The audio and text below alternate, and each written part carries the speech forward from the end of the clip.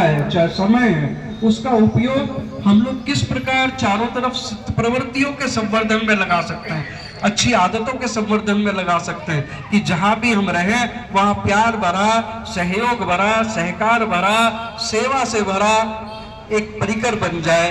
यही हम लोग कर सकते हैं। हम लोग बहुत ज्यादा क्षमता है, हम लोग आपसे नहीं कहते कि आप बहुत बहुत दूर जाकर सेवा कार्य करिए, लेकिन कम से कम जिन लोगों के बीच में आप रहते हैं वहां आपका ये फर्ज जरूर है कि आपको देखकर दूसरे के अंदर साहस बने, आपको देखकर दूसरे के भीतर यह बात आए कि मेरे पीछे कोई खड़ा है। सिर्फ अपने परिवार में ही नहीं, आज तो हम लोग देख रहे हैं भाई भाई को देखकर प्रसन्न नहीं, ऐसा नहीं है ना। दूसरा व्यक्ति भी ये समझे कि ये देखिए आहूजा जी आए हैं, तो वो मित्रवत व्यवहार, एक भातृव्रत व्यवहार, उसको देख करके आपको खुशी हो, प्रसन्नता हो, उसको मालूम हो कि इनसे मुझे प्रेम और सहयोग सहकार मिलने वाला है। तो इसीलिए गुरुदेव ने ये योजना बनाई जिसका नाम है युग निर्माण योजना।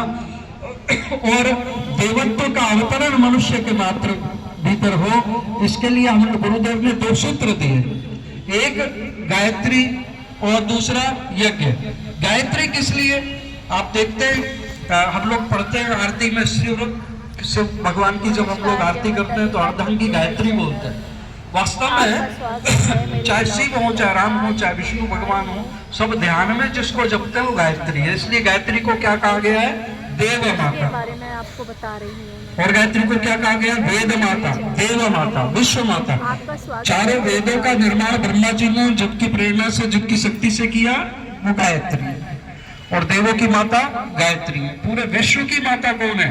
गायत्री है। इस विश्व का संचालन ईश्वर जिस शक्ति से करता है उस शक्ति का नाम गायत्री है। आपके प्राण प्राण में गायत्री का शब्द का अगर आप गय और त्रय 2 शब्दों से बना है, गय मतलब प्राण और त्रय मतलब प्राण, यानी आपके प्राणों का आधार भी अगर कोई है तो वो कौन है? गायत्री। आपकी एक एक कोशिका को जो ऊर्जा चला रही है वो कौन है? गायत्री। आपके मन में जो भावनाएं ला रही है वो कौन है? गायत्री। और गायत्री अगर आपके जीवन में आ जाएंगी तब आपके जीवन में विवेक आ जाएगा, बुद्धि आ जाएगी। क्यों? क्योंकि गायत्री विवेक और बुद्धि की दात्री है। जो व्यक्ति गायत्री का नियमित जाप करते हैं, चाहे 1 माला करें, चाहे 3 माला करें, चाहे अधिक करें, उनको समय रहते हर चीज के लिए विवेक बुद्धि उत्पन्न होती है। किसी भी बुरे समय में उनको जो भीतर से समाधान खुद निकल करके आते हैं। तो गुरुदेव ने एक सूत्र दिया गायत्री, और दूसरा ये सूत्र दिया यज्ञ। यज्ञ क्या है? यज्ञ जीवन। यज्ञ में आहुति देते हैं और यज्ञ उसको चारों तरफ वायुभूत करके फैला देता है। देने का नाम यज्ञ है। गुरुदेव ने कहा आप यज्ञ के माध्यम से न सिर्फ वातावरण का परिष्कार करते हैं, भौतिक वातावरण का, बल्कि सूक्ष्म वातावरण का परिष्कार करते। तो देने का नाम यज्ञ।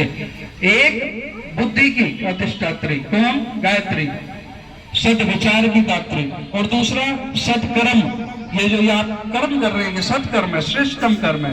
तो दोनों चीज अगर आपके जीवन में आ गए, सद विचार और सदकर्म, तब आपका जीवन सफल है।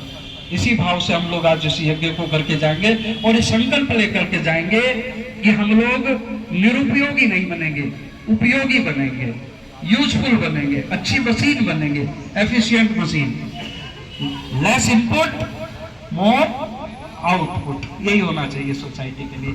आइए यज्ञ करते हैं। हेलो,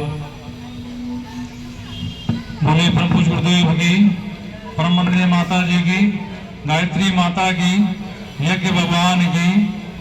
अभी तक हम लोग यज्ञ के कर्मकांड में काफी आगे बढ़ चुके हैं। वेद का कार्यक्रम शुरू होगा, लेकिन उससे पहले एक विशेष जो हमें पूजा करनी चाहिए गद्दी की, वो अभी रह गई है। तो व्यास गद्दी की पूजा के लिए मैं मदान जी भाई साहब को और अपने सोमदत्त जी भाई साहब को बुलाना चाहूँगा। दोनों लोग आके व्यास गद्दी का पूजन करें, क्योंकि अभी हमारी स्थिति ऐसी कि हम लोग जहाज में बैठ गए हैं, लेकिन अभी पायलट जो है वो उनकी पूजा नहीं हुई है, बाकी सबकी हो गई है। तो बगैर पायलट के जहाज उड़ेगा कैसे? तो व्यास गद्दी का पूजा तो आप लोग प्यार से ध्यान से बस संदिग्ध चल लें, तो वही हमारा स्वागत है भैया।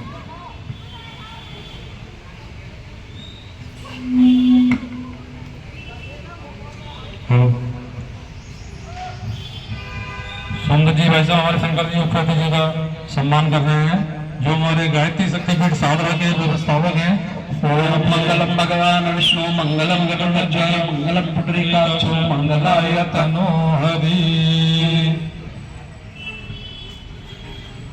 मकान जी भाई साहब हमारे सत्यप्रकाश स्वामी जी भाई साहब का स्वागत करेंगे, जो हमारे भाई साहब पीएम श्री स्कूल में अध्यापक हैं और अध्यापक के साथ साथ जो है गायत्री मंत्र का और गुरुदेव का गायत्री परिवार का उसका प्रचार भी करते हैं। तो भाई साहब बहुत बहुत स्वागत है, धन्यवाद। भाई और बहनों, आपके पीछे एक पुस्तक का आप देख रहे हैं, वहां पर हमारा साहित्य स्टॉल लगा है। भाई और बहनों, गुरुदेव ने 15 वर्ष की आयु में अपने दादा गुरुदेव के आदेश पर 24 वर्ष तक लगातार विशेष अनुष्ठान किया था। 24 लाख के 24 गायत्री महापुरुष चरण विशेष भोजन के साथ किए थे। दिन में एक वक्त वो भोजन सिर्फ एक जौ की रोटी लेते थे गाय के मट्टे के साथ, और वो जो भी पहले गाय को खिलाई जाती थी, गोबर में निकलती थी, उसको धोकर सुखाया जाता था, देसी गाय, और उसकी एक रोटी बिना कोई नमक, बिना कोई चीनी, बिना कोई फल, बिना कोई दूध, 24 वर्ष तक सिर्फ यही उन्होंने भोजन किया। और 4 बार हिमालय यात्रा दादा गुरुदेव के पास की, और विशेष जब विश्वामित्र और वशिष्ठ ऋषि ने जितना तप किया था उतना कुल मिलाकर तप हमारे गुरुदेव ने किया। और सिर्फ इतना नहीं किया भाइयों बहनों, एक ऐसा कार्य किया कि आप आश्चर्यचकित होंगे सुनकर। 4 वेदों का भाष्य किया, 6 दर्शन का भाष्य किया, सरल भाषा में 108 उपनिषदों का भाष्य किया, 18 पुराणों का भाष्य किया, और एक पुराण स्वयं भी लिखा जिसको प्रज्ञा पुराण कहते हैं। और भाई और बहनों, 3400 बुक्स, 3400 किताबें उन्होंने लिखी। कोई लेखक 10 बुक लिख लेता है तो बहुत बड़ा माना जाता है। 3400 किताबें लिखी, और वो किताबें सारी जीवन को दिशा देने वाली। एक भी छोटी सी भी पुस्तक आप वहां से लेकर पढ़ लेंगे तो 4 लाइन पढ़ते ही ऐसा जुड़ जाएंगे कि आप पूरी पुस्तक पढ़े बिना उसको रख नहीं पाएंगे।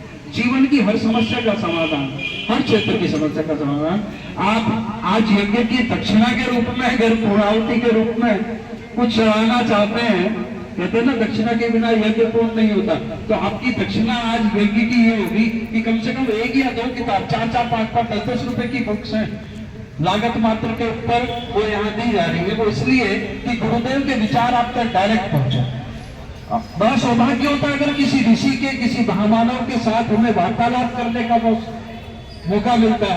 आज संत प्रेमानंद जी के पास लोग जाते हैं, सामने आके बैठकर बात कर पाते हैं, लेकिन वो भी बहुत कम लोग। लेकिन ऐसे किसी सिद्ध संत के पास बैठने का मौका कैसे मिले? तो गुरुदेव कहते थे कि साहित्य सबसे अच्छा उपयुक्त माध्यम है। बिना डिस्टर्बेंस के किसी महामानव इन गुरु जी का नाम क्या है? पुस्तक को पंडित श्री राम शर्मा आचार्य, विवेकानंद जी की पुस्तक ये कहाँ के रहने वाले थे? स्वामी दयानंद सरस्वती आमलखेड़ा, आमलखेड़ा, ये तो उत्तराखंड, उत्तर प्रदेश, आगरा है। आगरा, वहाँ के। वार्तालाप होगा। तो शांति कुंज हरिद्वार में उन्होंने अपना आश्रम बनाया। इसके बारे में कुछ बताओ, इनके बारे में थोड़ा सा। शांति कुंज हरिद्वार में आश्रम बनाया। आइए यज्ञाग्नि को प्रारंभ करें, प्रज्वलित करें। गुरु जी के बारे में बता। वो तो सुन रहे हैं, वही बता रहे हैं ना जो सुन नहीं, रहे वो हैं। तो आप बता रहे हैं, वो तो मैं सुन ही रही हूँ। आप ही बताइए, एक वाक्य होता है ना अपने मुंह से। आमलखेड़ा से उन्होंने सप्तऋषि धरोहर में बनाए हैं शांति कुंज हरिद्वार में, जहाँ शांति कुंज हरिद्वार के नाम से जाना जाता है। और वहाँ गायत्री विश्वविद्यालय भी है। सारा संस्कार वहाँ होता है, सारा कार्यक्रम वहाँ होता है, और लोगों को प्रशिक्षित किया जाता है, अपने धर्मों से वाकिफ कराया जाता है। अच्छे कर्म के लिए। हाँ, अच्छे कर्म के लिए। और जीवन साधनात्मक जीवन होना चाहिए मनुष्य के लिए। जो साधना के बिना, ज्ञान के बिना तो अंधकार है, लोग कुछ भी नहीं कर सकते। ज्ञान ही गुरु बिना ज्ञान अधूरा है। हाँ, गुरु बिना ज्ञान अधूरा वही है। तो सप्तऋषि के धरोहर में गुरुजी ने अपना आश्रम बनाए हुए हैं, और वहाँ जाने से आपको काफ़ी मतलब अच्छा अनुभूति होगा, है ना। बहुत शांति प्रिय जगह है। आप कब से जुड़े हुए हो? हम 1999 से जुड़े हुए हैं। 99 से, यानी 24, 27, 28 साल हो गए। हाँ जी, हाँ जी। बहुत बढ़िया। जैसा आप यहाँ देख रहे हैं पोस्टर, आओ गणेश Thank you. संस्कार काफी परिवर्तन आएगा। आदमी एक बार दर्शन मात्र से ही वहाँ आपको अंदर तेजस्वी बुद्धिमान अपना आप ही एक आत्म परिवर्तन होने लग तो जाएगा। अगर वहाँ दर्शन करने जाना हो तो कैसे जाएंगे? वहाँ जाएंगे तो आपको फ्री ऑफ कॉस्ट है सब चीज़ वहाँ पर आपका रहने 3 दिन के लिए आपको मतलब एक अतिथि कार्ड दिया जाएगा जो इसमें लगाया होगा बैच। हाँ बैच। तो उसमें आपका नाम पता होगा, आप कहाँ ठहरेंगे उसका आपका रूम नंबर होगा, सब आपका। तो ये हरिद्वार में या आगरा में? हाँ, हरिद्वार में शांतिकुंज हरिद्वार में शांतिकुंज। हाँ है हाँ वहाँ उन्हीं का है ये। जी जी जी।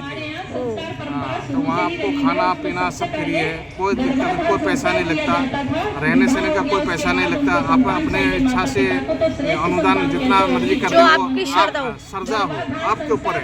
आप ये नहीं कहें इतना पैसे दो, इतना खाने का, इतना रहने का कोई चार्ज नहीं। तो वहाँ पे रहने के लिए सब शांति कुंज में जाएंगे तो कैसे कॉन्टेक्ट करेंगे?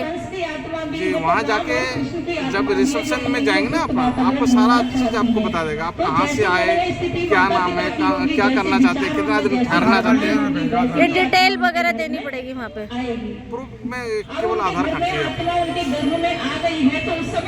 चलिए बहुत बहुत धन्यवाद, अच्छा लगा आपने हमें कुछ बताया कि लाइव टेलीकास्ट चल रहा है। तो मैं चैनल से, अब मेरा खुद का चैनल है तो मैं उसमें कर रही हूँ आपका ये सारा इंटरव्यू, जितना भी बुक्स वगैरह ये सब किया उसी में ले रही हूँ। थैंक यू सो मच, धन्यवाद। सभी को जय माता दी, अच्छा लगा, नमस्कार। मैं भी वैसे तो बता दिया है गुरुदेव के बारे में, आप भी थोड़ा बताना चाहेंगे तो अच्छा लगेगा गुरुदेव जी के लिए। हमारे गुरुदेव ने जो है 3450 पुस्तकें लिखी हैं और वो गृहस्थ का आश्रम को, गृहस्थी को हम कैसे उतारे, कैसे कैसे अपनाएं गृहस्थी को हम, उसमें उन्होंने हर फील्ड के ऊपर किताब लिखी है। जैसे बालक का हम पालन पोषण कैसे करें, गर्भवती महिला को गर्भ में कैसे बच्चे को हम संस्कारवान बनाएं, उसके बाद जैसे बड़ा होता है बच्चा तो अपने गृहस्थ आश्रम को हम कैसे जीवन में उतारें, कैसे उसको अपनाएं। मान लिया कोई मैनेजमेंट में काम करता है तो कंपनी का मैनेजमेंट कैसे करें, महिलाएं घर का काम करती हैं तो घर को मैनेज कैसे करें। ऐसे हमारे गुरुदेव ने आचार्य श्री राम शर्मा जी ने हर क्षेत्र में छोटी छोटी पुस्तकें लिखी हैं जिनको हम पढ़ के अपने जीवन को उतार सकते हैं और अपने जीवन को धन्य बना सकते हैं। आप अपने बारे में बताइए, आप कहाँ से हो, क्या नाम है आपका? मैं पूर्वी दिल्ली ओल्ड अनारकली से हूँ, मैं एक्यूप्रेशर का डॉक्टर हूँ और गुरुदेव के इसी तरह हमारा 109वां यज्ञ चल रहा है, 108 पहले हो चुके हैं। हम जगह जगह जाके ऐसे ऐसे यज्ञ कराते हैं और गुरुदेव के विचारों को लोगों तक पहुँचाने का संकल्प लिया हुआ है। आप आइए और अपने जीवन में अपनाएं और इसका लाभ उठाएं। जय माता दी, बहुत बहुत धन्यवाद। हमारे पास भेजा एक बहन ने कि वो गायत्री मंत्र सुनती थी और अपने बच्चे को जो गर्भ में था उसे गायत्री मंत्र सुनाती थी। 5 दिन की बच्ची अगर होती है तो वो गायत्री मंत्र बजाते हैं और उसको सुन करके वो एकदम चुप हो जाती है। उनको गर्भ संवाद बताया जाता है माँ को, और 9 महीने आपको अपने बच्चे से गर्भ में संवाद करना है, बात करनी है। अष्टावक्र को हम सभी जानते हैं, अष्टावक्र 8 जगह से प्रेरित थे, लेकिन जब वो माँ के गर्भ में थे तो उनके पिता शास्त्र कुछ पढ़ रहे थे तो उन्होंने कुछ गलत पढ़ा। मैं सामने तो अष्टावक्र ने गर्भ में से ही उन्हें अब कह दिया था, पिताजी आप ही जाइए, कुछ अच्छी बातों को बटो लेना चाहिए, अच्छी चीज़ों को ले लेना चाहिए, दिल में रख लेना चाहिए। और पूरे काम तो हर एक लोग बहुत जल्दी पकड़ लेते हैं, बट अच्छी चीज़ों को पकड़ना बहुत मुश्किल होता है। Thank you guys, welcome to my blogs, और ऐसे ब्लॉग्स में मैं कुछ अच्छी अच्छी चीज़ें आपको दिखाती रहूँगी, कहीं ना कहीं कुछ ना कुछ नई नई चीज़ें मैं दिखाऊँगी ब्लॉग्स में। थैंक यू गाइस, सभी जय माता दी, राम राम और राधे राधे, जय श्री राम। मिलते हैं हम एक अच्छे ब्लॉग्स के साथ। Thank you so much. माता सीता ने वाल्मीकि ऋषि के आश्रम में रहकर भी अपने संतान को कैसे संस्कार दिए। आज भी माँ में वो शक्ति है, जैसा बच्चा वो चाहेगी, जैसी आत्मा को वो